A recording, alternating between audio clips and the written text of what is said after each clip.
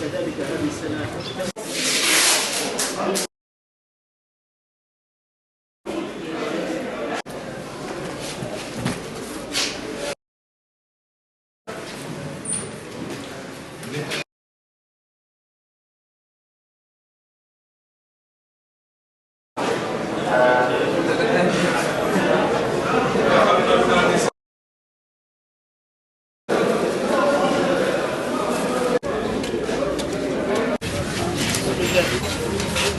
يكون اسعار شابه ان شاء الله.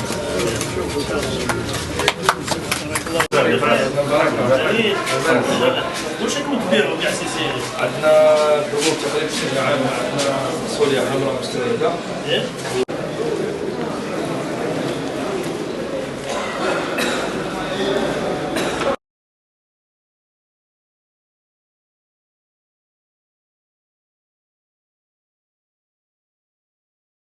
لتعليمات السيد وزير التجارة الداخلية وضبط السوق الوطنية الرامية إلى توفير السلع ذات الاستهلاك الواسع بأسعار تنافسية تلبي جميع متطلبات وحاجيات المواطنين.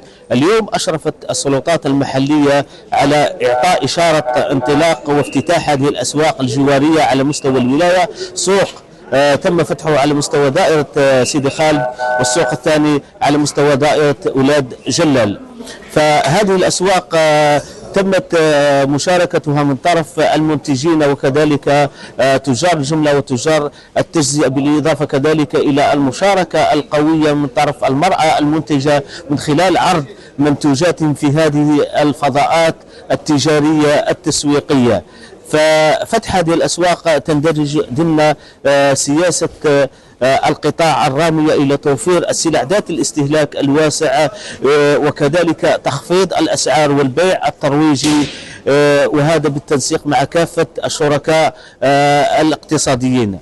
فلذلك ندعو كافة المواطنين إلى التقرب إلى هذه الأسواق قصد اقتناء جميع السلع التي يحتاجونها، خاصة في شهر رمضان المعظم، والتي حتما سيجدونها متوفرة في هذه الأسواق بأسعار بأقل بكثير من تلك المعروضة في المحلات التجارية. شفت سميت، شفت بضاعة لا بأس، كان معناتها كون يبقى كيما هكذا حتى المواطنين لا بأس، ساعتهم الحوايج كيما هكذا، حوايج طايحة خير من اللي أنا لا بأس، يعني على العموم لا بأس. اليوم راني في سوق الرحمة بولاية ولاد جلال. هذا السوق اللي فتح بمناسبة شهر رمضان المبارك، وبهذه المناسبة نقول رمضان مبارك لكل الجزائريين بصفة عامة وساكنة ولاية ولاد جلال بصفة خاصة.